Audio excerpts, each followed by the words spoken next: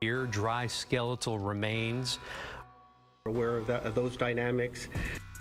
Gonzales, Harris County, talk about.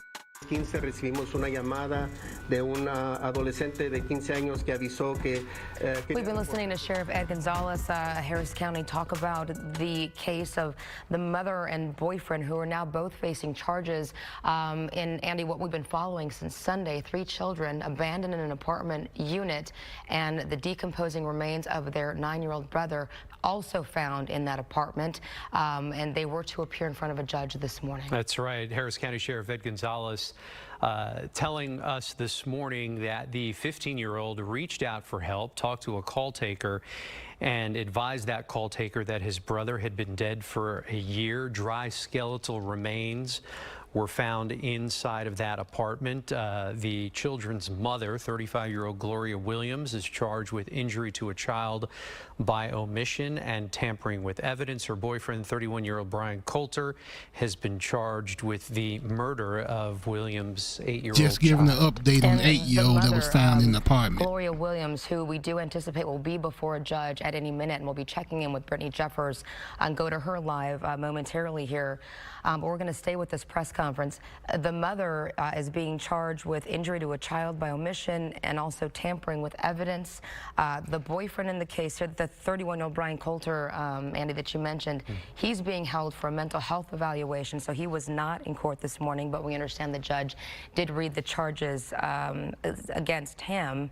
But just a heartbreaking situation right here for everyone. Let's go back to Sheriff Gonzales right now. Just, you know, to the siblings that remain and anyone that has ever cared for these children in some form or fashion, and so our heart breaks for them, and we're going to do everything possible to be their aspects through the part of the system that we control, and that we leave no stone unturned, as I promised at the scene.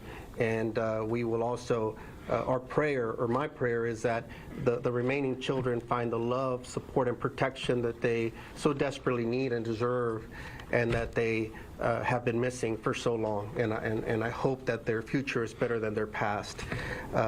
We're also told that they hadn't been in school since last May, so for more than a year they've been missing out on that as well. So there's a lot of factors to this, a lot of moving parts, and so that's where we're at right now. I'll go ahead and pause just to see if there's any. I'm sure there'll be questions, but Donald?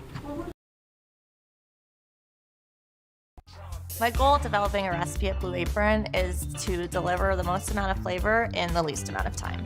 And when I'm designing dishes, I love to think of moments where we can remove a pot or remove a pan or remove 10 minutes and deliver just as much flavor in 30 minutes as you would in an hour and a half.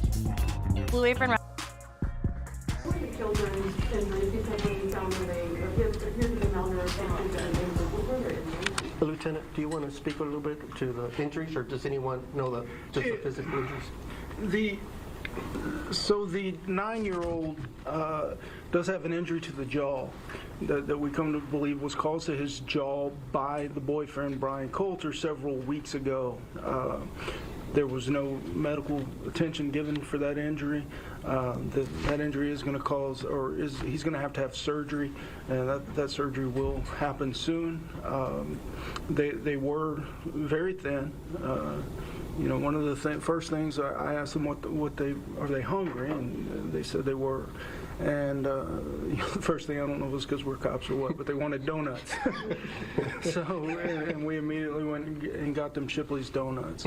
But the physical injury that was evident to the 9-year-old, you know, that's the only real overt sign of trauma to them as far as physical. I want to mention as well, because that was something that was very disturbing, is that back to the different parts. We had the dry remains, skeletal remains that were present. So clearly in our initial observations, the body had been there for a long time, you know, and so that was disturbing. But on top of that, we had a serious injury to another small child that apparently had not received, to our knowledge, any kind of medical attention, any pain treatment or anything like that during the course of this. I also want to point out as well, I mentioned a little bit that the apartment was in a deplorable condition. We saw soiled carpet, no furniture at all, no bedding, no blankets, nothing that we could see. And it appeared to have what I expect, roaches and flies and just things. It was very bad condition for anyone, especially children, to live in.